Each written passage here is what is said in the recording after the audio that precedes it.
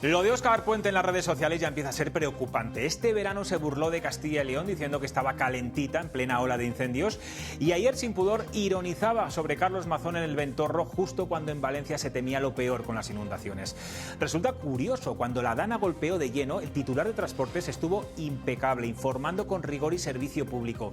¿Qué ha cambiado? Bueno, pues que ahora está más pendiente de las elecciones y del rifirrafe político que de su obligación como ministro. Porque él no está para hacer chistes en X, sino para gestionar, informar y dar tranquilidad a los ciudadanos. Y cada vez que Puente confunde las urnas con el servicio público, pierde él, pierde el gobierno y perdemos todos. Aquí arranca Cuestión de Prioridades.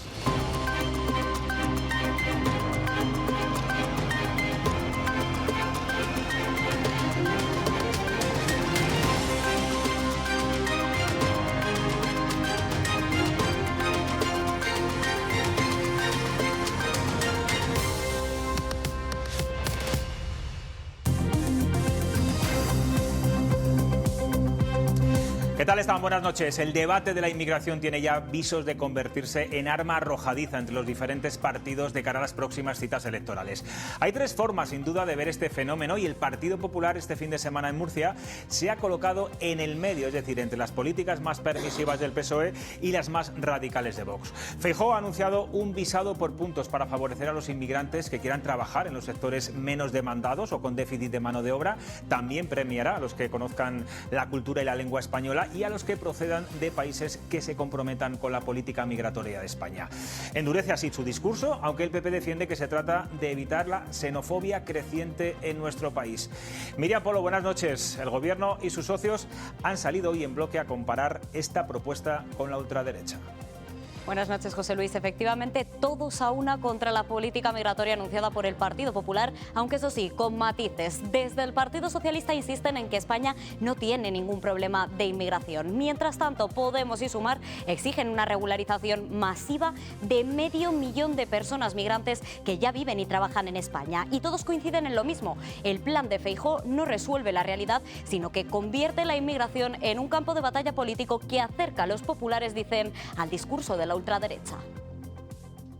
El fenómeno de la inmigración no se puede abordar desde las ocurrencias y desde una competición con Vox. Lo que se pone de manifiesto con todas las afirmaciones que hemos escuchado al líder de la oposición en los últimos días es que están en una batalla ideológica con Vox, utilizando los derechos humanos a los inmigrantes como moneda de cambio. Creo que el Partido Popular debería tener cuidado y no blanquear el discurso xenófobo, ultraderechista, extremista de Vox, porque finalmente lo único que conseguirá es que Vox imbuya al Partido Popular. Alertar de la ola de racismo que se vive en nuestro país, empujada de nuevo este fin de semana por las miserables, por las deleznables, por las abominables declaraciones del señor Feijóo, que ha señalado a las personas migrantes con bulos propios de la extrema derecha. El programa del Partido Popular es el de Vox. En segundo lugar, me he leído con mucha atención la declaración de Murcia y ya les digo que es auténticamente inconstitucional.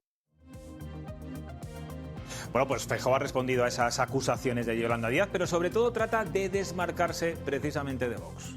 Responde a las acusaciones, como dices, de Yolanda Díaz, que tacha de inconstitucional la declaración de Murcia, y eso sí, le recuerda que su propio ministro asegura que la propuesta del Partido Popular sobre inmigración no trae novedades, y añade que el partido está fijando un mensaje frente a la irresponsabilidad del Gobierno y las protestas de Vox. Con ello, el Partido Popular marca perfil, quiere ser la alternativa a la inacción del Gobierno y el extremismo de los de Abascal.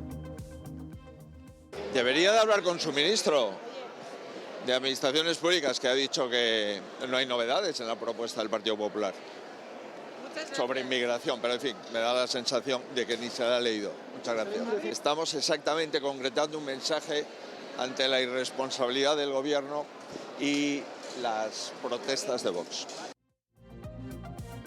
Con este asunto tan sensible también abre una guerra en la derecha, ya que Vox se había apropiado de esta bandera anti-inmigración. Hoy los de Abascal acusan a Feijóo de intentar copiar su discurso, aunque las diferencias son notables. Vox sube la apuesta y va un paso más allá en el debate migratorio para recuperar la bandera de la mano dura contra la inmigración irregular y desmarcarse también del Partido Popular. José Antonio Fuster acusa al Partido Popular de copiar su postura, pero eso sí, sin contundencia. Recuerda que cualquier inmigrante, ya sea legal o ilegal, que cometa un solo delito, debería ser expulsado de inmediato. Además, recalca que en las comunidades donde gobiernan no se permiten llegadas sin supervisión, dejando claro que su política será más firme que la del Partido Popular. El Partido Popular ha hecho este fin de semana un paripé para intentar copiar el discurso de Vox. Nosotros estamos a favor de que cualquier inmigrante ilegal sea expulsado y cualquier inmigrante legal que cometa un solo delito no tenga ninguna posibilidad en España. Uno. No hace falta la multirreincidencia. Uno. Con uno nos basta. Es decir, que para Vox no todos los ciudadanos legales en España seríamos iguales ante la ley. Bueno, fíjense, en Castilla y León el 10% de los afiliados son extranjeros y las cifras siguen creciendo. Una mano de obra más que necesaria en estos tiempos, así lo reconocía además la semana pasada en este mismo programa el presidente de la patronal en la comunidad, a la vez que admitía que los inmigrantes son los que van a salvar las pensiones. Si queremos tener también unas pensiones dignas dentro de cuando nos toque jubilarnos, bueno, a los que les toque jubilarse, dentro de 10, 15, 20 años, creo que aquí con los puestos de trabajo que tenemos los nacionales, creo que o sea, no que las pensiones a futuro nos las van a salvar el trabajador extranjero. Yo creo sinceramente que nos las va a salvar el trabajador extranjero. Bueno, vamos con otro asunto de actualidad. Recordarán que el pasado sábado la mujer del presidente plantó al juez Peinado en los juzgados de Plaza Castilla, donde le había citado para informarle de la causa que sigue contra ella por malversación. Hoy conocemos dos noticias que también arrojan luz a este asunto. Por un lado, un informe de la UCO desvela que la asesora de Moncloa sí trabajó para la esposa de Sánchez en su cátedra de la Complutense. Llegó a mandar más de 120 correos al vicerrector. Y por otro, Hacienda sospecha de irregularidades en los contratos al empresario Barrabés, al que Begoña Gómez recomendó por carta. Miriam, esto ha provocado un nuevo encontronazo entre el PP y el Gobierno. Y es que Alma Ezcurra acusa al Gobierno de convertir la Moncloa en una guarida de evasores fiscales. Señala al hermano del presidente, David Sánchez, que según publica hoy el diario Debate, entre finales de 2021 y principios de 2022 vivió durante 4 meses en Moncloa sin usar el móvil para evitar la geolocalización de Hacienda. Todo ello mientras figuraba como residente en Portugal. Ezcurra apunta también a la ministra de Hacienda, María Jesús Montero, como cooperadora necesaria, y mientras la ministra defiende al Ejecutivo. Que es el hermano y es la residencia del presidente del Gobierno. Es que esto es una broma. ¿Pero quién se ha creído que es Pedro Sánchez para utilizar la sede de la presidencia del Gobierno como guarida de evasores fiscales? Yo de verdad no lo puedo entender. Y en mi opinión, María Jesús Montero es cooperadora necesaria de un fraude que es como de República Bananera. Estamos convencidos de que al final la luz se arrojará sobre todas las sospechas que algunos de manera electoralista, mentirosa, interesada, quieren lanzar sobre el entorno del presidente. Tenemos mucha tranquilidad y confiamos en la justicia. Bueno, en esa misma intervención, la vicepresidenta económica reconocía que todavía están ajustando los números para presentar los presupuestos y el techo de gasto. Y es que ya se puede decir que el Gobierno incumple por tercer año consecutivo el plazo constitucional para presentar las cuentas. De eso va, Miriam, nuestra cuestión del día. Pues efectivamente les hemos preguntado si creen que Sánchez conseguirá el apoyo de todos sus socios para aprobar los presupuestos del Estado, y la respuesta, ahora lo vamos a ver, ha estado muy ajustada. Un 62% considera que no va a ser posible frente a ese 38% que considera que sí. Y a esta hora la balanza además parece inclinarse más hacia esa falta de consenso, porque quedan solo unos días para presentar las cuentas y el Gobierno todavía no ha aprobado ni la senda fiscal ni el techo de gasto. Bueno, estamos muy pendientes sobre todo de lo que puede hacer Junts y Podemos en esta aprobación del techo de gasto y de los presupuestos. Bueno, vamos ya a la tertulia, estamos como todos los lunes aquí en Madrid. Hoy tenemos un nuevo fichaje, tenemos a Ana Cabanillas del periódico. ¿Qué tal, Ana? Buenas noches. ¿Qué tal? Muchas gracias. Bienvenida a Cuestión de Prioridades. Muchas gracias. Espero que te guste la experiencia. Seguro que sí. Y no sé si ustedes han escuchado, porque me ha intentado torpedear durante toda la noche, durante toda la intervención, Fernando Jáuregui con sus toses. ¿Qué te pasa, Fernando? Buenas noches. No puedo toser, o sea... Sí, puedes toser, pero me distrae. Estamos llevando evolucionando la censura hasta el punto de ya no poder toser. Que sepas que eso lo cuento como parte de tu intervención, es decir, que ya has intervenido bastante, ¿eh? Un poco más. Vale. No se ha oído, no te preocupes. Paloma Cervilla, buenas noches. Hola, ¿qué tal, José Luis? Encantada de estar aquí. Venga, empezamos contigo. Ana, ¿qué te ha parecido el plantón de Begoña Gómez, el juez Peinado, este sábado, y lo que hemos conocido hoy respecto a los correos de la asesora, ese informe de Hacienda también sobre Barrabés? No sé si podemos decir que se le complica la situación a Begoña Gómez, la situación judicial. Sí, bueno, yo creo que el plantón más o menos me lo esperaba. O sea, Begoña Gómez ha intentado evitar por todos los medios aparecer yendo al juzgado, ¿no? Ha intentado evitar que le capten las cámaras, ha intentado esa imagen y yo no he entendido ni siquiera casi la polémica, ¿no? Porque yo daba por hecho que no iba a ir, esa labor se la dejaría a su abogado. Pero sí que creo que el informe de la UCO, que dice más de 120 correos, hablando con el vicerrector de la Complutense sobre una cátedra privada, ojo, con la asesora de Moncloa. Me parece que todas las acusaciones que ha habido sobre el juez Peinado, ¿no? Sobre la duda sobre esa instrucción, quiero decir, yo creo que, no sé si decir que pierden fuerza, pero sí lo cierto es que estos no son sospechas, como decía María Jesús Montero. Bueno, ni es algo puntual ni esporádico, claro, como defendió Begoña Gómez, ¿no? Es un comportamiento regular, un comportamiento sistemático y no es, como dijo Begoña Gómez, por cierto, ante el juez, dijo que de vez en cuando le pedía favores. Bueno, pues es que a lo mejor 120 correos no son favores puntuales, ¿no?, que puedas pedirle a alguien.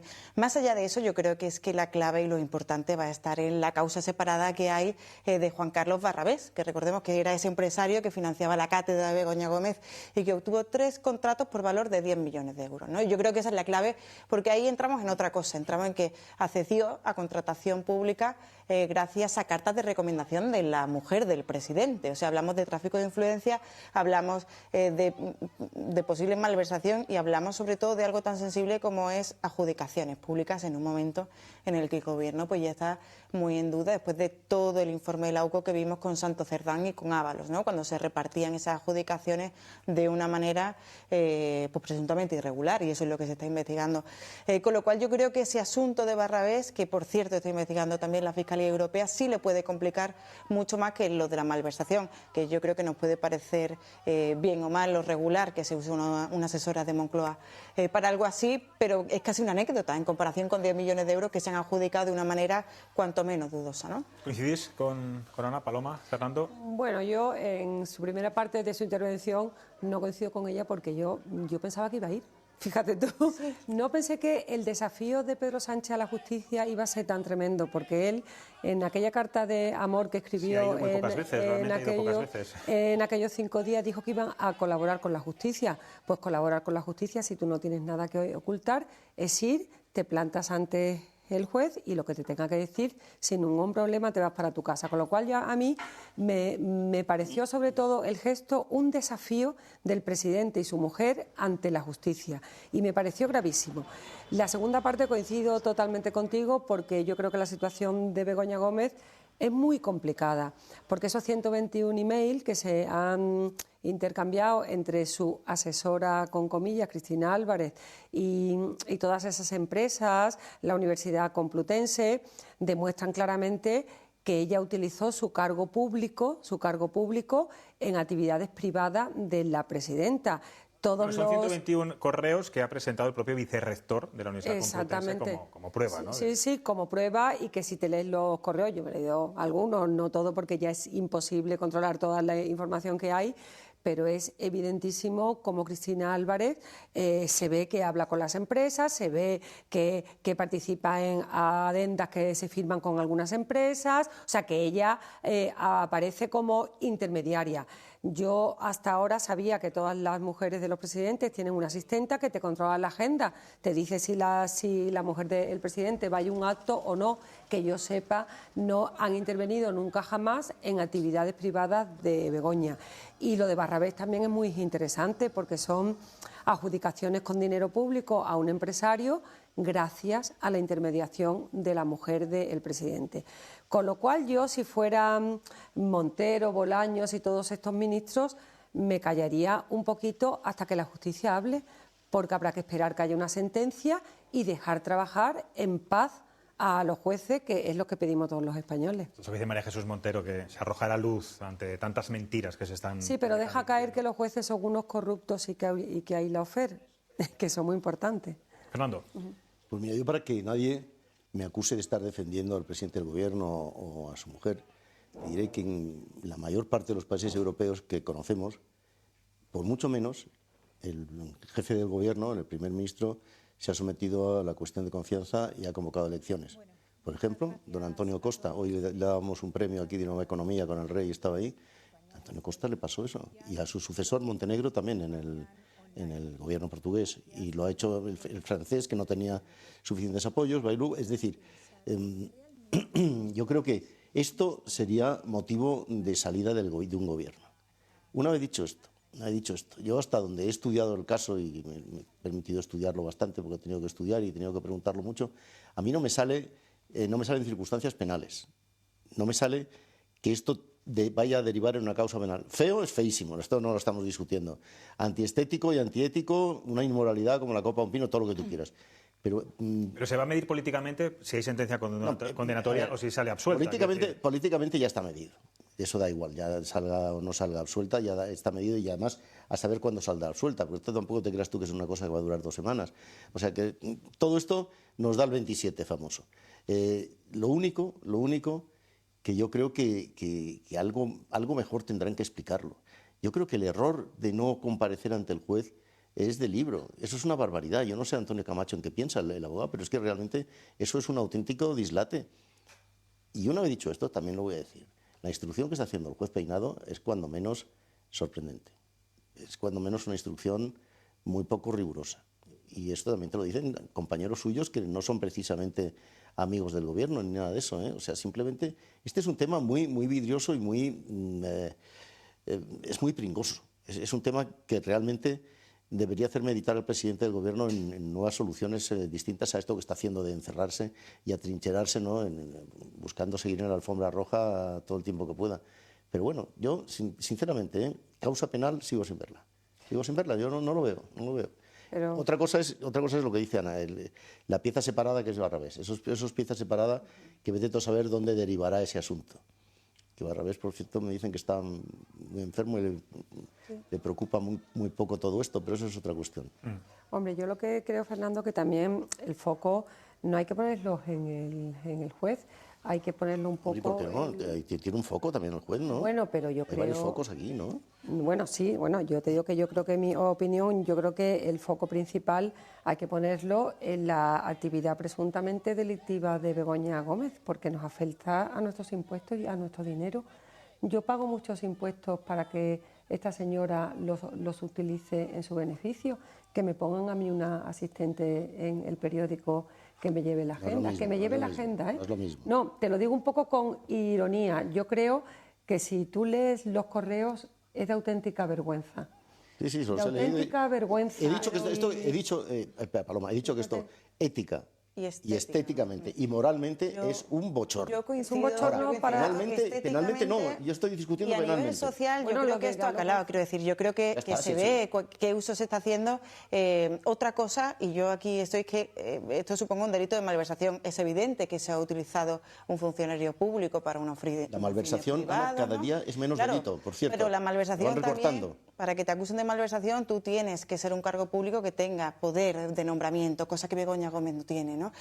Otra cosa es lo de Barrabés, porque es que recordemos que son 10 millones de euros, 3 adjudicaciones públicas de Red.es, y en este caso es que es especialmente flagrante, porque es que fueron 3 contratos que se adjudicaron.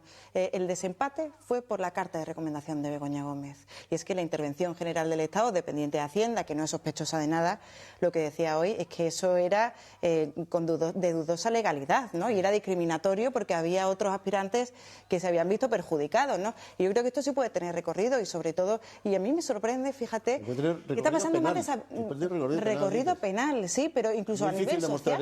A nivel social, bueno, es que el tráfico de influencias es muy difícil mostrarlo. Pero una vez que una carta supone un desempate para una adjudicación de tantos millones y que lo investiga la Fiscalía Europea, porque esos son fondos europeos, yo creo que eso puede tener más recorrido penal. Y sobre todo yo lo que no entiendo es por qué no estamos hablando más de eso, que a mí me parece escandaloso. Una persona que financia un máster de la esposa del presidente, a quien la esposa del presidente le recomienda, bueno, une los puntos, ¿no? Tampoco me parece tan complicado, pero bueno, yo creo que hablaremos y sobre todo si la intervención general del Estado ya está dando información sobre esto, yo creo que es porque habrá mucho más que está por Ahora son sospechas, pero veremos en lo que queda ese informe de Hacienda. Quiero preguntaros por el debate, iba a decir de hoy, pero va a ser el debate yo creo que de aquí, por lo menos hasta las elecciones en Castilla y León, hasta marzo, y es el tema de la inmigración. Antes de entrar en la guerra política, sobre la propuesta que hizo este fin de semana en Murcia Alberto Núñez Feijóo, quiero preguntaros, ¿creéis que la percepción social hoy en día es que la inmigración es un gran problema de seguridad? ¿O es lo que muchos partidos nos quieren hacer pensar? ¿En qué momento creéis que estamos? Porque escuchando a unos y a otros parece que hay varias Españas. Me parece súper buena pregunta. El CIS de este mes decía que la migración era el segundo problema. Un 20% de los que respondían decía que estaba entre sus 3 problemas principales, con lo cual la percepción social de que la inmigración es un problema está. Otra cosa es que eso sea cierto. La realidad. Otra cosa es que eso sea cierto, porque yo creo que sí que, evidentemente, puede haber algún tipo de problemas de convivencia, más o menos aislados, y que ha habido fuerzas políticas, como Vox, que lo han amplificado. Lo han amplificado y lo han hecho parte esencial de su discurso. ¿Y por qué? Pues yo aquí también creo que esto es un fracaso del Partido Popular y del Partido Socialista, que durante muchos años esto lo han dejado como un tema secundario, como si por no hacer nada no fuera a pasar nada, ¿no? Cuando había pues pequeños problemas del día a día, que en localidades más pequeñas pues hay vecinos que sí, que pueden vivir más intensamente, ¿no? Que ha capitalizado un partido como es Vox. Ahora bien, más allá de eso, lo que propone el Partido Popular, este visado por puntos, lo propuso hace 17 años, en 2008. O sea, Juan Costa, entonces secretario de programa del Partido Popular, ya lo presentó, y entonces Vox es que ni existía, o sea, no tenía representación. Con lo cual yo creo que lo que tienen que hacer los principales partidos, PP y PSOE, es abordar este tema con seriedad. Porque el hecho de no hacer nada es lo que abona también los discursos de los extremos, ¿no? Tanto yo creo que tiene parte de xenofobia de Vox, de alimentar el odio al migrante, como al buenismo de decir no pasa nada, vienen todos y nunca hace nadie nada, ¿no? Yo creo que tenemos que ser realistas y sobre todo que se tiene que abordar de alguna manera. Hay que tener un plan, sea cual sea, se puede mejorar, pero bueno, yo creo que... Si puede ser, sería mejor sin ocurrencias. Yo preferiría que fuese sin ocurrencias. Ahí es que estamos en la ocurrencia permanente.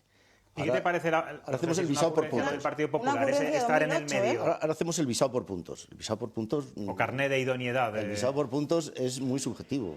¿Qué puntos vas a dar? Esto estamos copiando a los británicos, por cierto. Si usted habla buen inglés, entonces le damos el visado. Canadá, Australia. Si no, o Canadá, Australia, o incluso Estados Unidos, que es el país más xenófobo en este momento. Yo no sé si lo que dice el CIS es verdad. Las encuestas que yo estoy manejando dicen otra cosa. Dicen que la gente empieza a entender, y esto, oiga, usted pensará lo que quiera, pero son necesarios. No son necesarios. Necesitamos 4 millones de inmigrantes en los próximos 30 años para poder atender a nuestras necesidades, y hablo en plan muy egoísta, de nuestras necesidades de la seguridad social, del estado de bienestar. Si no, es que nos estamos cargando el estado de bienestar. Y además, ¿quién va a hacer las labores que los señoritos españoles no queremos hacer? Este es otro tema que es muy importante. Es que, sinceramente, esto no hay por dónde cogerlo. O hacemos un acuerdo, un pacto de una vez, entre el PP y el PSOE, que es que en tantas cosas es necesario ese pacto. Es que este país falla por esa base, falla por eso, porque no hay un acuerdo entre los dos grandes partidos sobre temas sustanciales. Es que las migraciones, la historia de la humanidad son la historia de las migraciones. Y ahora mismo estamos en la caída del Imperio Romano otra vez. Estamos lo mismo que en la caída del Imperio Romano. Esto no lo digo yo, lo dice gente mucho más seria que yo. Entonces, hombre, meditémoslo a escala europea, pero primero meditémoslo aquí. Oiga, que es que el señor Feijóo se nos descuelga cada lunes y cada martes con una idea. El gobierno se nos descuelga cada lunes y cada martes con una contraidea, no sé qué. Por no hablar, Fernando, de los posibles problemas de convivencia que puede acarrear todo esto, si realmente no hay una voz única dentro de los partidos. Pero naturalmente, pero no son los migrantes o los inmigrantes los que realmente están horadando la seguridad de este país. No es verdad. Eso no es verdad. Estamos hablando de casos aislados, estamos hablando de casos mínimos, de casos... ¿No hay integración? No hay integración. Es verdad que los norteafricanos tienen peor integración que los latinoamericanos, pero bueno, esto pasa en todos los países y se convive y se vive.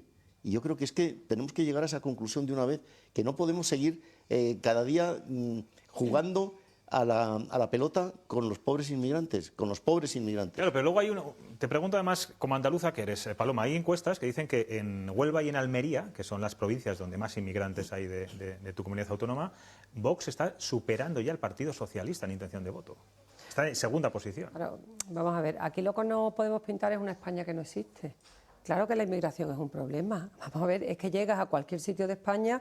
Yo te digo mi ejemplo, he estado este verano 3 días en San Sebastián, llego allí y estoy cenando con una gente y lo primero que me hablan es de la inmigración. Oye, aquí, que nunca hemos visto árabes ni musulmanes, ahora los hay. Yo por la mañana que sacaba ¿Cuál es el problema de ver árabes y musulmanes? No, el problema es que la inmigración es un problema que existe cada vez más extendido y te voy a contar la segunda parte. Una amiga mía, fíjate qué cosa más simple, que por la mañana bajaba a pasear el perro, dice, yo ya no bajo porque me da miedo, porque el parque de mi casa está lleno de pobres inmigrantes que duermen allí, pero yo tengo miedo. O sea, eso es una realidad. Pero eso es una percepción ahora la social, no, que eso sea un ahora la riesgo segunda real, parte es decir, puede, son todos los pobres que duermen allí. No se puede demonizar pero tampoco. es que no he acabado mi argumentación. ¿Toda la pobre gente que duerme allí son unos delincuentes? Clarísimamente no.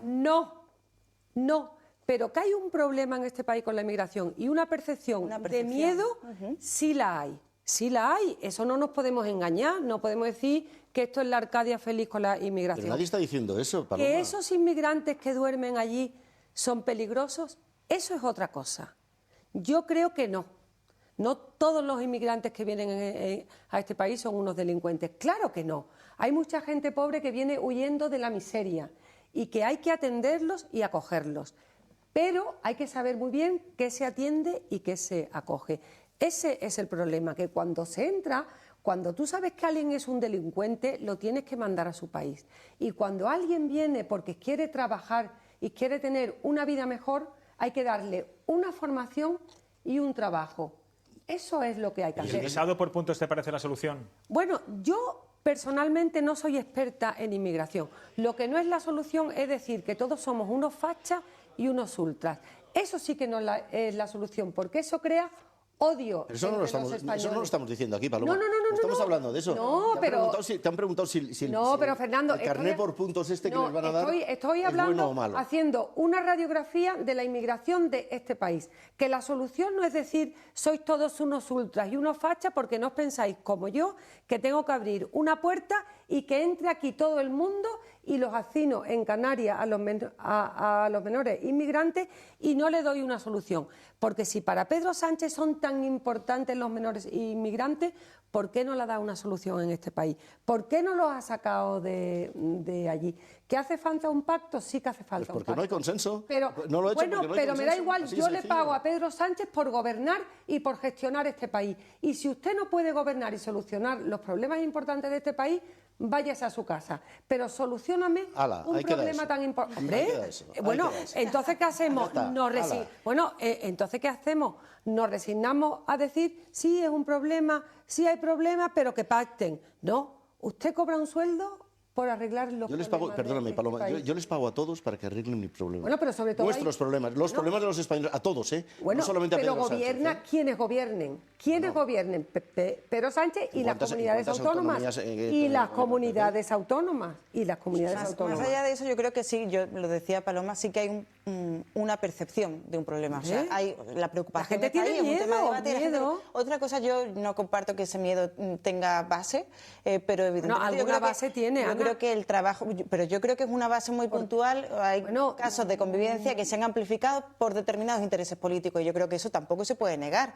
Y yo creo que si hay una preocupación social, yo creo que el trabajo de los políticos también es hacerse cargo de esa preocupación, ¿no? Y es presentar propuestas que te pueden gustar más o menos, pero es que el problema es que no ha habido propuestas. Ana, propuestas, pero no ocurrencias. Bueno, pero por algo hay que empezar, Fernando, ¿no? El carné por puntos, pero es que hay alguien, puntos me parece una ocurrencia. hay alguien que no hace nada. Es una ocurrencia que tiene 17 años, o sea, que no es la primera vez. ¿Y se ha puesto en marcha? No, ¿verdad? Pues por algo No se ha puesto en marcha porque...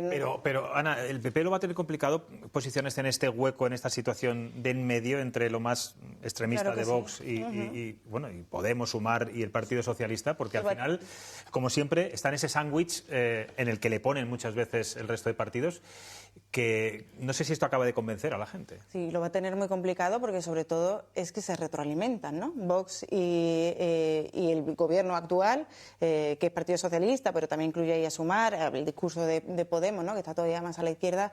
Yo creo que se retroalimentan y el único objetivo es tirarle cosas al de enfrente, ¿no? Exactamente. Entonces, pues Vox culpa al gobierno de lo que está pasando con la inmigración, de esos incidentes que también amplifica por intereses electorales, mientras el Partido Socialista lo que hace es demonizar a Vox, ¿no? La xenofobia y cuando niega que exista un problema, una percepción de un problema que yo creo que sí es real. Yo creo que darle la espalda a la realidad en ningún caso puede ser la solución. Y la realidad es que el gobierno tampoco ha propuesto nada. Pero yo pregunto, ¿no cumpliría con su misión el Partido Popular?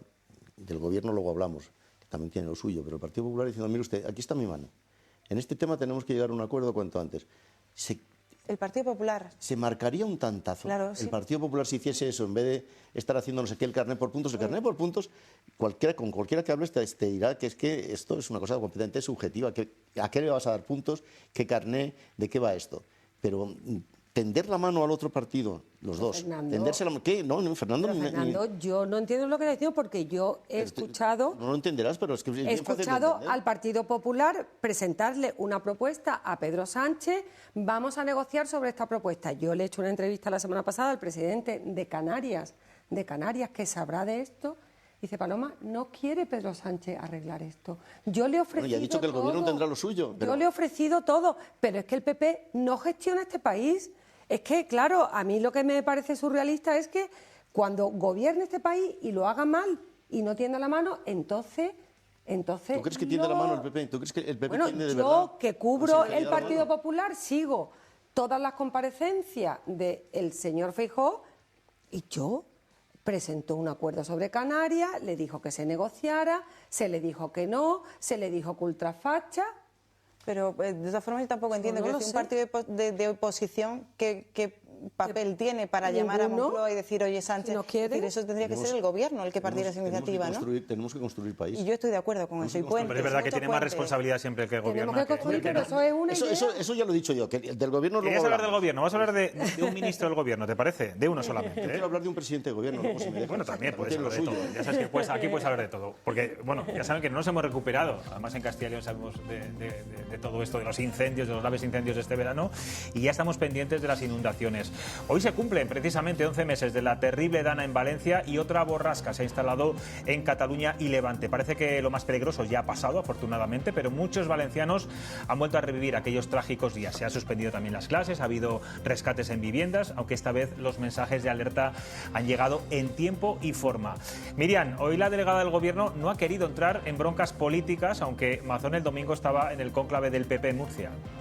Pilar Bernabé ha querido mantener la calma y evitar polémicas políticas, centrando todos los esfuerzos en la coordinación y la seguridad ciudadana. Su mensaje es claro: máxima alerta, coordinación con todos los servicios y respuesta inmediata ante cualquier incidencia. Las administraciones están trabajando desde el primer día de manera coordinada con todos los agentes que pueden trabajar en una emergencia. La coordinación está siendo total y plena y le quiero agradecer al conseller de Emergencias la buena disposición.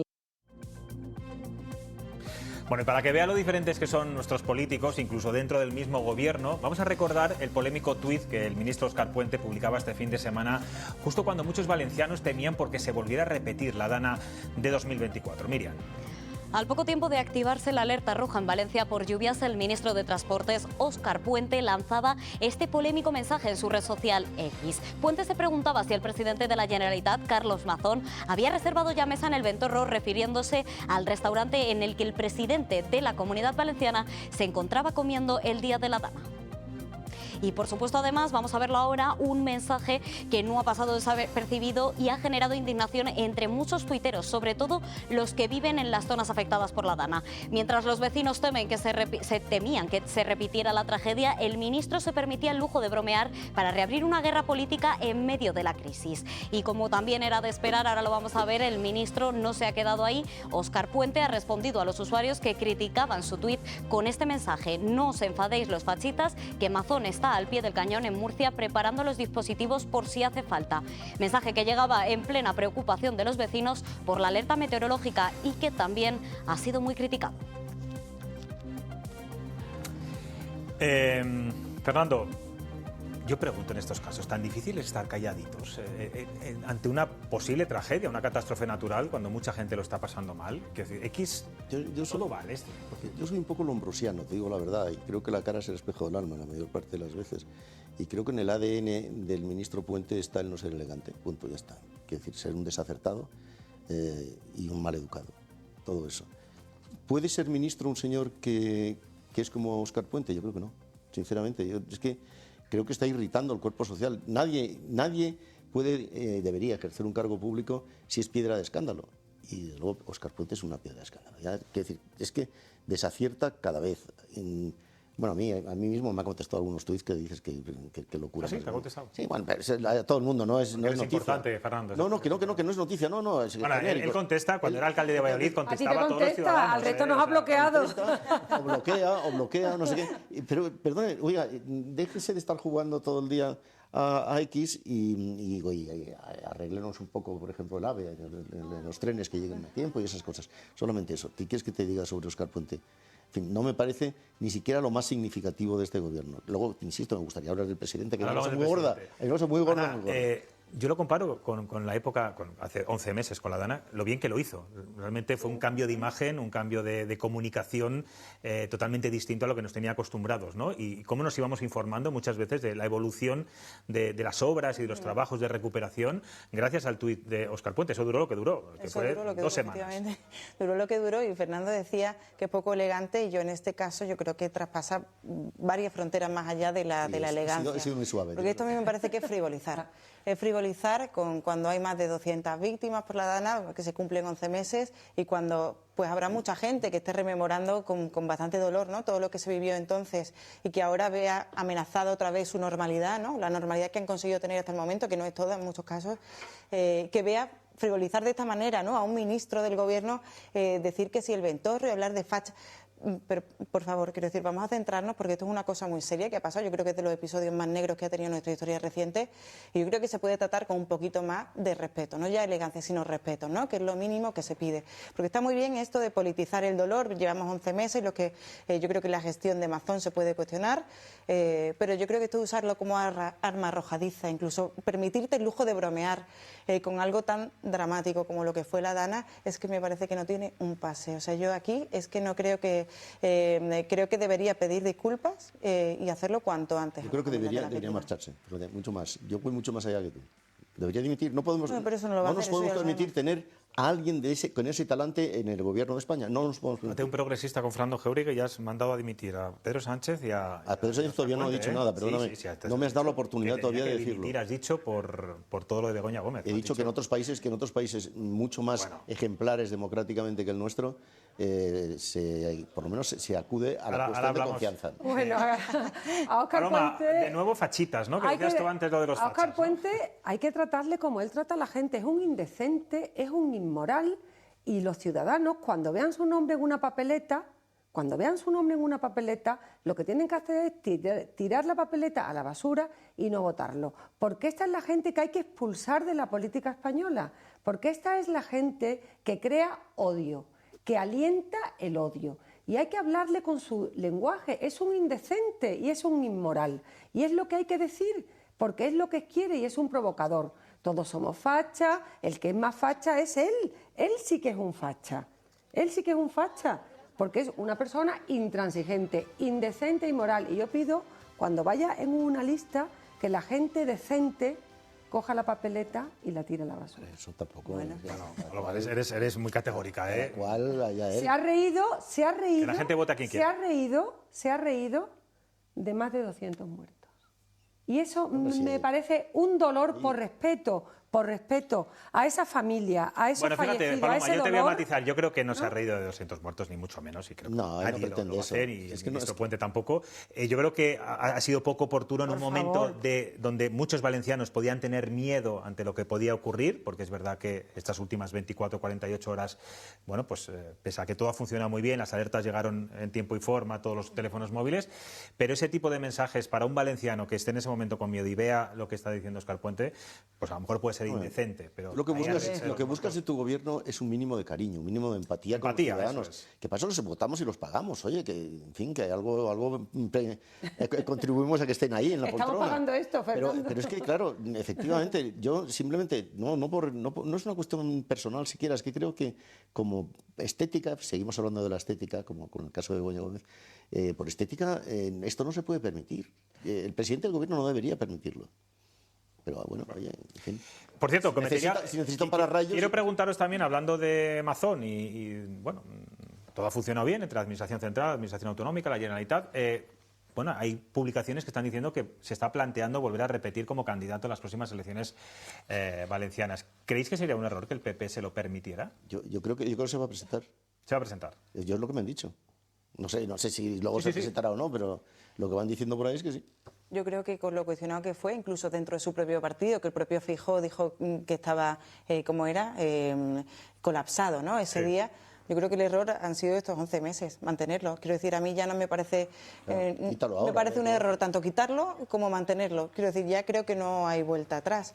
Una cosa es quitarlo o mantenerlo, y otra cosa es volver a presentarse a unas elecciones autonómicas. Claro, bueno, sí, claro. O sea, cambiar de candidato me parece un error. Volver a presentarse también me parece que va a tener una penalización por la gestión que tuvo. No hay nadie, además. Yo no veo... Bueno, está Camps, que está haciendo sus... Bueno. Hombre, yo creo que Camps... No sé si es la alternativa más adecuada. Que lo tendrán que decir. No vale. No.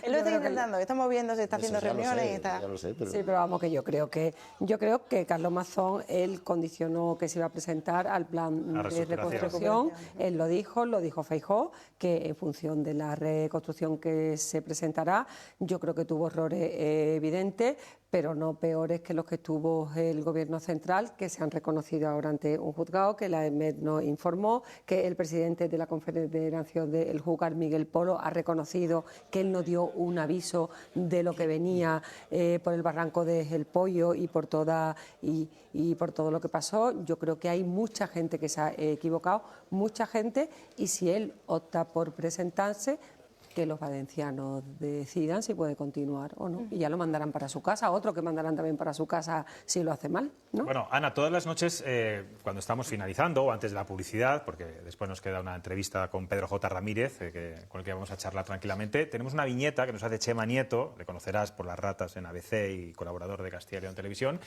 Y atentos porque nos dibuja hoy algo sobre los ataques de drones. Vean.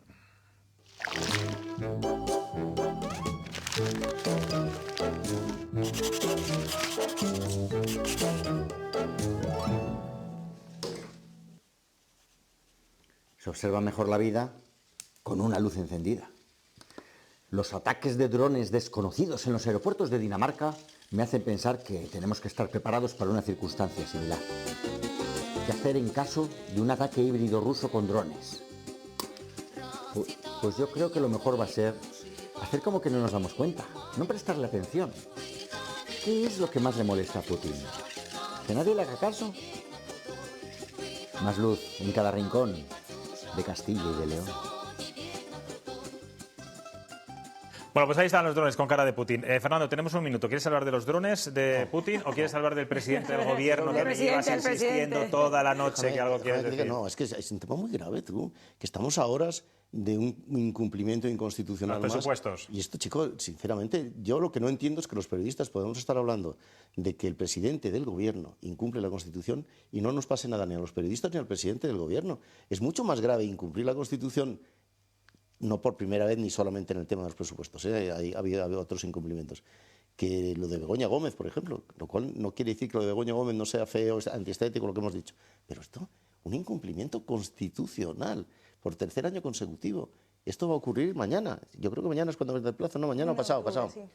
Hacemos una porra así rápida. Ana, ¿habrá presupuestos del Gobierno del Estado? Yo creo que no, yo creo que lo presentarán y dudo siquiera que lo lleve a votación. No sé si puede permitirse otra derrota. Paloma. Yo creo que no va a haber presupuesto y no sé yo si los va a presentar. Bueno, si los presenta ya la inconstitucionalidad ya no se cumple. Coincidís con nuestros seguidores en las redes sociales. Vamos a ver en Castilla y León también si hay presupuestos que se van a presentar. Veremos a ver si se aprueban, porque desde luego que la oposición no está muy por la labor. Veremos a ver qué ocurre, teniendo en cuenta además Nunca está por la labor.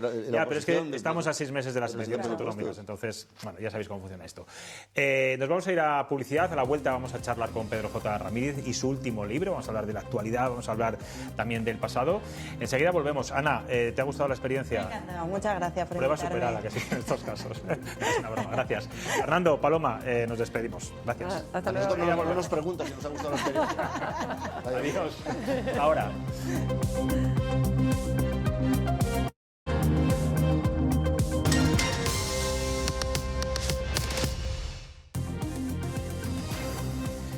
Hoy hemos charlado con un periodista que ha hecho de la verdad un campo de batalla. Fundador del diario El Mundo y actual director del Español, ha sido protagonista y testigo incómodo de algunos de los capítulos más turbulentos de nuestra historia reciente. Pedro J. Ramírez vuelve a la arena con un libro cuyo título ya es toda una declaración de intenciones. Por decir la verdad, el precio de un periodismo insobornable. En sus páginas no solo recorre su trayectoria, sino que nos obliga a preguntarnos cuánto cuesta y qué precio personal y político se paga por mantener la independencia frente al poder. Hemos conversado hace unas horas con él y esto nos ha contado. Pues estamos con Pedro J. Ramírez, director del Español, fundador del diario El Mundo, con el que vamos a echar un poco la vista atrás y también hablar de actualidad a raíz de este su último libro. Por decir la verdad, Pedro J. Ramírez, gracias por atender a Castilla y León Televisión. Pues encantado. Por decir la verdad, el PSOE consiguió, no sé si echarle o presionar para que le echaran del diario 16, el PP le presionó también para que lo hicieran del diario El Mundo, fundamentalmente por todas las informaciones que publicó en ese momento sobre la Gürtel, sobre el caso Bárcenas. Todavía resuena en la sede de Génova aquel mensaje de Rajoy al ex tesorero Luis E. Fuerte, que publicó en portada su diario. ¿Siguen los políticos teniendo tanto control sobre los medios 11 años después o quizá más? Bueno, yo creo que tienen siempre el ansia de expandir su capacidad de controlarlo todo, ¿no? Los medios, los jueces, la sociedad civil, las instituciones a su alcance, es la eterna lucha del perro y el gato entre el poder y sus límites, y los que tenemos la responsabilidad, la función social de ejercer de contrapeso. Es verdad, a mí me echaron de Diario 16 porque un gobierno socialista presionó al propietario del periódico para que dejara de publicar las noticias que probaban su implicación en la trama de terrorismo de Estado de los GAL. Y es verdad, 25 años después, un gobierno del PP presionó a los propietarios del periódico, a los accionistas italianos, para que me destituyeran y dejara de publicar las noticias que le molestaban a Rajoy sobre la financiación ilegal del PP, y en ambos episodios intervino el jefe del Estado, porque tampoco le gustaba entonces que desestabilizáramos al gobierno con las cosas de los GAL, y luego pues tampoco le gustó nada que entrevistáramos a Corina y que contáramos sus andanzas. Claro, porque ustedes han granjeado enemigos potentes, Casa Real, empresas del IBEX, por hacer su trabajo, por contar la verdad, pero, sí. Pero Jota, sigue en pie. Bueno, ya claro. Publicó cuando intentaron matarme civilmente con aquel montaje infame del vídeo en el año 97, o así, hace casi 30 años, Ricardo Martínez, y todos los condenaron luego a todos, era el asistente personal de Felipe González, el gobernador civil, todos vinculados a lo de los GAL. Entonces el dibujante Ricardo publicó un chiste que era la caída de la bomba atómica y un único superviviente, que era el entonces director del Mundo, ¿no? Bueno, yo pensé cuando me nombraron director a los 28 años que iba a ser para un rato, porque a mí me apetecía hacer muchas cosas en el periodismo, además de dirigir periódicos. Me has preguntado antes, comentábamos antes de la entrevista, lo de la televisión. Claro que me hubiera gustado poder hacer un programa de televisión en una de las cadenas con continuidad, o haber intentado suerte en la radio, o seguir escribiendo libros de actualidad y de historia. Ahora, lo que yo no iba a consentir es que nadie decidiera por mí. O sea, yo no pensaba ser director de Diario 16 toda la vida, pero si alguien me tumbaba, yo estaba decidido a levantarme. Si me cerraban un periódico, abriría otro. Y lo mismo pasó con El Mundo. Pues yo ya tenía ganas de seguir con mis investigaciones históricas sobre la Revolución Francesa y el trienio liberal. Yo nunca pensé que fuera a dirigir, a fundar y a dirigir otro periódico después del Mundo, pero oiga... Bueno, pues el periodismo de Pedro J. Ramírez prevalece, pese a todo, pese a que algunos no quisieran. Yo creo que del Español ya no me van a echar. Muchos piensan, director, que por publicar escándalos de partidos como el Partido Popular o Partido Socialista, eso suele molestar a sus votantes. ¿Cree que los lectores de derechas o de izquierdas son menos tolerantes con las críticas a los suyos, o al final quieren que el periodismo sea de verdad aunque duela? Yo creo que hay dos actitudes diferentes. La actitud sectaria del que hace suyo eso de con el partido como con la madre, con razón o sin ella. Eso lo decía Rafael Vera para justificar lo de los GAL. Con la patria, decía, y se llevaba entre tanto el dinero de los fondos reservados. Pero bueno, no, yo creo que también hay un sector de la sociedad que valora mucho el que haya medios independientes que le proporcionen elementos de juicio. ¿Y a día de hoy quién tolera más la verdad? ¿El votante socialista, o el votante de izquierdas, o el votante de derechas? Siempre es más tolerante el que está en la oposición. Claro, no le queda otra. Sí, pero eso puede reproducirse, esa regla se puede aplicar en todos los ámbitos, en el nacional, en el autonómico o en el local, municipal. O sea, los que están en la oposición siempre están contentos con que salgan, con que se destapen los escándalos que afectan al que gobierna. Incluso el que gobierna, cuando se va a la oposición, vuelve a ser muy entusiasta del periodismo de investigación. ¿Y a lo largo de tu trayectoria te has guardado alguna noticia en un cajón por no dañar a un partido, a un gobierno, a un político concreto? Nunca. He retrasado en algunas ocasiones la publicación, pues cuando teníamos las fotos de las torturas de Lasa y Zabala, cuando un jueves y el sábado se casaba la infanta Elena en Sevilla.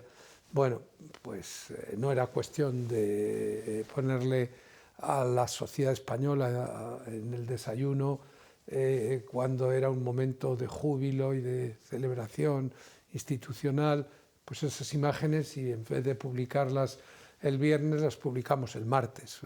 En fin, es decir, bueno, una vez cuando sabíamos dónde estaba secuestrado el padre de Julio Iglesias y sabíamos que la Guardia Civil tenía en marcha el operativo para liberarlo, pues no lo publicamos. Pero eso por responsabilidad y por no poder la investigación. Sobre todo para no poner en riesgo una vida humana de una manera fehaciente. Pero desde luego yo siempre he creído que cuando un periódico, un periodista tiene una noticia que es relevante y que es veraz, es que no tiene alternativa. Tiene que publicarla, le convenga o no le convenga. ¿Pero hay más autocensura ahora mismo que hace 10, 20 años? Yo creo que hay algunos medios que sí, que restringen, se limitan a sí mismos pensando en que hay una causa política a la que son afines. Bueno, yo desde luego nunca implantaré esa regla en una redacción en la que yo dirija. Detrás de Pedro J. siempre está esa imagen de casi el director más influyente de este país, uno de los que más ha influido, una figura asociada a que podía mover la política y hacer y deshacer gobiernos. ¿Alguna vez ha querido derribar un gobierno o un partido, un político, con sus investigaciones o simplemente se trataba de informar? ¿Es verdad ese...? Bueno, yo creo que quien toma las decisiones sobre quién debe estar en un país son los ciudadanos, quien debe gobernar. Los medios les damos eso, conocimiento de causa. Es verdad que a veces pues yo he sentido una gran satisfacción por el hecho de que la información triunfara sobre el encubrimiento y que eso se tradujera en las urnas.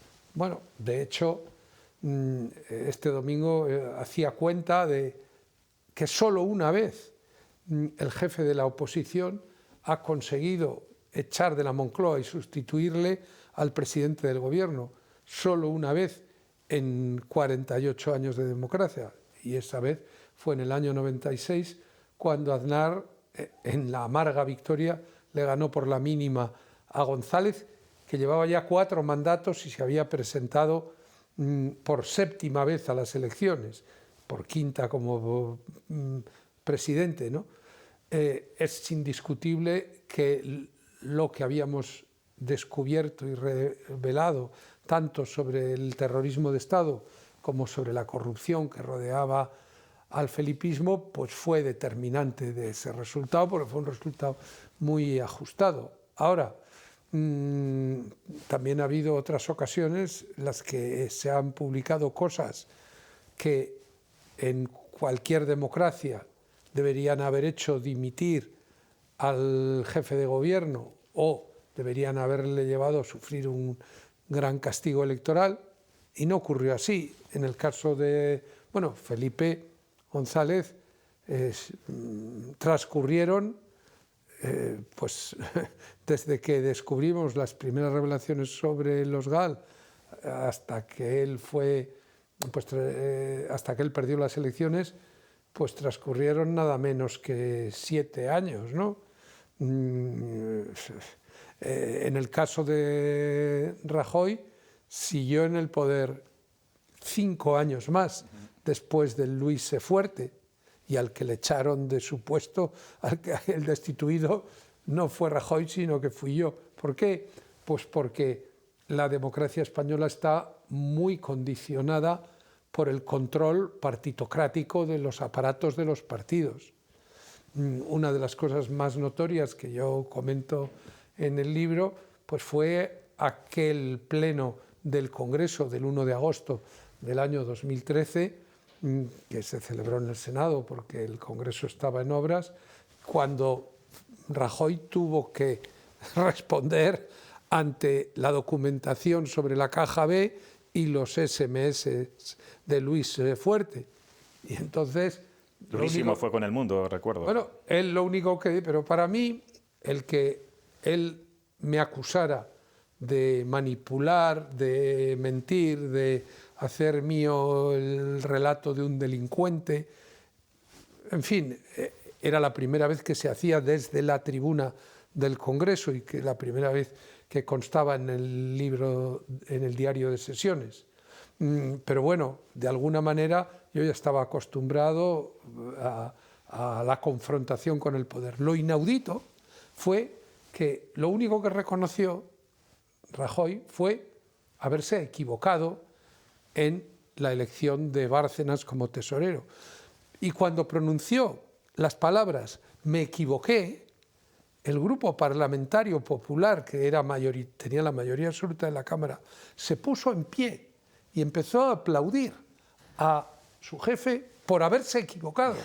Es decir, claro, en ninguna otra organización humana que no sea un partido político dominado por las reglas de las listas cerradas y bloqueadas, de forma que el jefe solo depende de los que dependen del jefe, en ninguna otra organización ocurre así, porque si el consejero delegado de una empresa se equivoca, selecciona a un alto directivo que comete un fraude continuado y que incluye sobornos y todo tipo de chanchullos, pues los accionistas lo que van a hacer es echar a ese consejero delegado. En ningún caso aplaudirle. Vamos a hablar de Pedro Sánchez. Usted lo ha dicho recientemente en alguna entrevista. El presidente fue recibido hace 7 años con los brazos abiertos por parte de muchos medios, de las empresas del IBEX. ¿Qué ha pasado para que en tan poco tiempo esté enfrentado contra muchos periodistas, jueces, bueno, 7 años, grandes empresarios? 7 años no es tan poco tiempo. Bueno, es decir, 7 años o 8 años es el tiempo límite que en los sistemas presidencialistas se le permite a un gobernante mantenerse en el poder. España es un presidencialismo de facto, porque el sistema electoral hace que el jefe controle al partido por las enormes ventajas que da el control de los medios públicos, de instituciones como el CIS o el Instituto de Estadística. Por eso, de 13 veces que un presidente se ha presentado para intentar seguir en la Moncloa, 12 lo ha conseguido, incluso una de ellas perdiendo, como le ocurrió a Sánchez en el 23. ¿Y por qué yo son creo las elecciones que, más importantes, ha dicho, de la Hombre, democracia? porque las de 2027. Después de esta deriva, con lo que Sánchez tiene ya a sus espaldas, o sea, yo creo que él no debería presentarse, aunque hubiera sido, claro, esto es una cuestión de autorrestricción, de sentido de los límites. No puede haber en un sistema parlamentario una ley que impida que alguien esté más de 8 años en el poder. Pero Aznar se comprometió a eso, Zapatero se declaró partidario de eso y yo espero que Feijóo también lo haga. Entonces, Sánchez quiere perpetuarse en el poder, entre otras cosas, porque a lo largo de estos años han ido apareciendo una serie de escándalos, tanto de carácter político como de carácter penal. El mayor escándalo político es que cambiara la investidura por la amnistía de Puigdemont y los demás golpistas en Cataluña. Eso debería tener es decir, alguien que hace eso, sobre todo cuando la Unión Europea, la Comisión Europea ha dicho que fue una autoamnistía, pues tendría que haber dimitido por eso.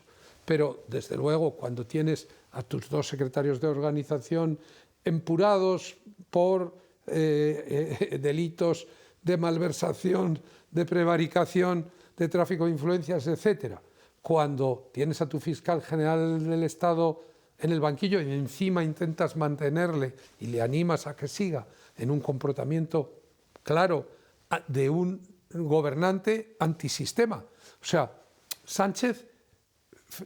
Felipe abusaba del poder, Rajoy abusó del poder, pero dentro del sistema. Sánchez lo hace cambiando las reglas de la Constitución para conceder la amnistía, incitando a los manifestantes a que boicoteen un acontecimiento en el espacio público como la Vuelta Ciclista, o pidiéndole al fiscal general que siga en el puesto. ¿Y veremos un titular de posible financiación ilegal dentro del Partido Socialista, como vimos en su día en este partido? Pues tiempo al tiempo. De momento, lo que ya vemos, lo que ya conocemos, debería ser motivo más que suficiente para que Sánchez hubiera dimitido. Por muchísimo menos dimitió Antonio Costa como presidente de Portugal. Quiero hacerle 2 preguntas muy breves.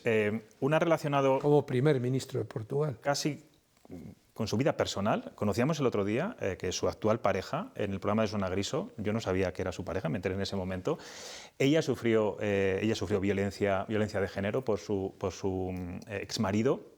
Y veíamos en directo cómo le ponían las imágenes de Ana Redondo, sus explicaciones en el Congreso, y no solamente se indignaba, sino que también se emocionaba.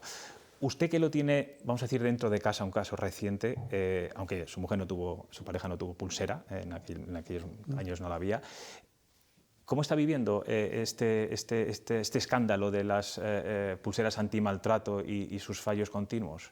Bueno, yo conocí a Cruz hace 10 años, justo cuando fundamos El Español, porque ella era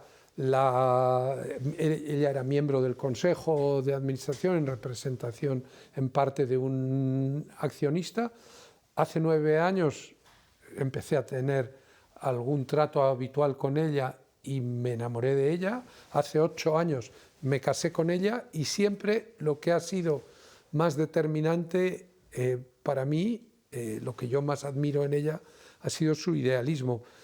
Es decir, su generosidad a la hora de defender los valores que pueden ayudar a los demás, incluso aun causándole incomodidad y, en este caso, la revictimización de recordar aquellos hechos de los que ya ha pasado mucho tiempo, pero que para una mujer, para una persona, para una mujer que ha sido maltratada, pues cuando se trata de alguien con su sensibilidad, pues es una huella, es algo que siempre queda ahí, enquistado de alguna manera.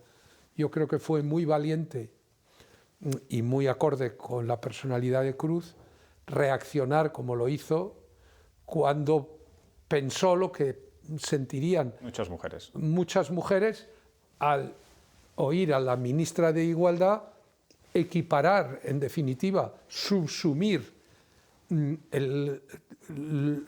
todas las experiencias del maltrato en que puedan asesinarte o no. Es decir, que la ministra esgrimiera como excusa que ninguna mujer había sido asesinada por el fallo de las pulseras. Es inconcebible que esa mujer siga siendo ministra de Igualdad. O sea, porque es que cuanto más lo analizas, pero ¿qué puede haber en su mente para olvidarse de todo el itinerario que hay entre el primer día que alguien te insulta, te empuja, te golpea, te minusvalora, se burla de ti, te somete a vejaciones, todo ese itinerario? El miedo. Claro, agravado por el mal funcionamiento de la pulsera. O sea, hoy sacamos, en El Español, una exclusiva de María Peral que recoge la encuesta que se hizo en febrero o marzo entre los juzgados de violencia de género o en los que se atienden temas de violencia sobre el funcionamiento de las pulseras y le ponen un 2,2. O sea, y era ella la ministra, pero tan dramático para una biografía es tener la nobleza de dimitir cuando tienes una responsabilidad política de que algo esté funcionando así de mal. O sea, oye, incluso en tiempos de Felipe González, Antonio Asunción dimitió como ministro cuando se le fugó Roldán. Hubo uno que se llamaba Albero, que dimitió también como ministro, me parece que era de Agricultura, porque estaba vinculado a los de Ibercorp o algún tema económico.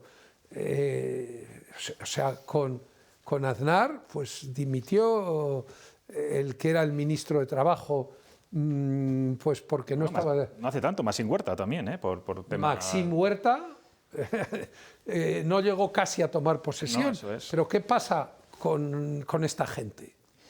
Director, Para terminar, vivimos en un mundo ahora mismo de titulares virales, contenidos rápidos, políticos muy polarizados. Decía recientemente también que los políticos ahora lanzan píldoras de destrucción masiva a diario, lo ha dicho en una entrevista.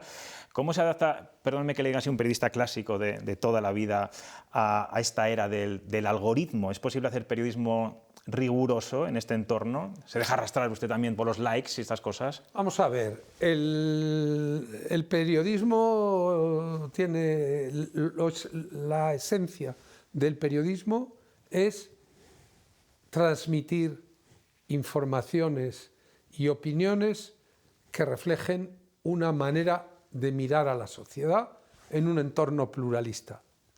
Y el periodismo de hoy sigue siendo el de siempre. El que existan unos formatos y unos canales de información diferentes a los que había cuando yo empecé, cuando a mí me nombraron director, pues no cambia la sustancia de las cosas. El periodismo no consiste en talar árboles, sacarles la pulpa, procesarlos, convertirlo en bobina, llevarlos a las rotativas, imprimir y entintar, distribuir con furgonetas, ponerlo en los kioscos, que se abran los kioscos, que eso no es el periodismo, todo eso era la empresa, la industria, pero la labor de los periodistas sigue siendo la misma.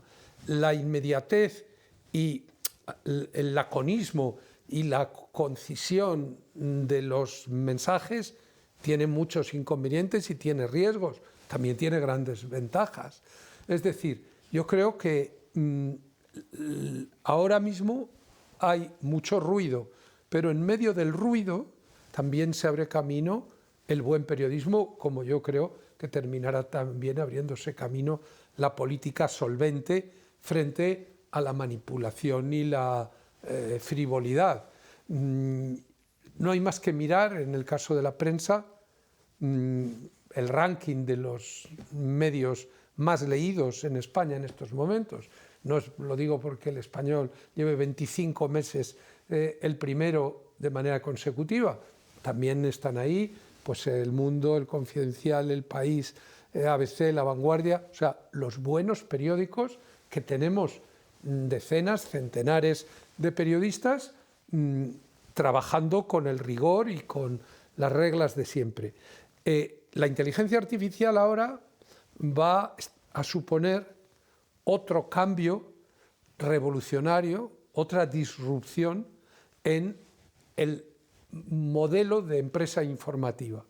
Y eso va a requerir que los periodistas, y lo digo con toda claridad, la mayoría de nosotros, la mayoría de nuestros compañeros, va a tener que reciclarse. Insisto, el periodismo de carril se ha acabado. El periodismo de quien cubre una rueda de prensa o un debate sin valor añadido, ejerciendo una labor de mero testigo presencial, como si fueras una grabadora o como si fueras una cámara de televisión, eso ya no va a tener ningún sentido porque lo va a hacer la inteligencia artificial. Hay una oportunidad para quien haga una labor de formarse, de autoexigirse más, de profundizar más en los asuntos, de hacer investigación, de buscar cómo aportar algo en sus historias que no pueda aportarlo la inteligencia artificial. Pues en eso estamos, Pedro J., ¿no? En adaptarnos al nuevo formato y en la nueva forma de comunicar. Muchas gracias por atender a este programa, Cuestión de Prioridades, a Castilla y León Televisión, y mucha suerte con el libro. Muchas gracias. Gracias.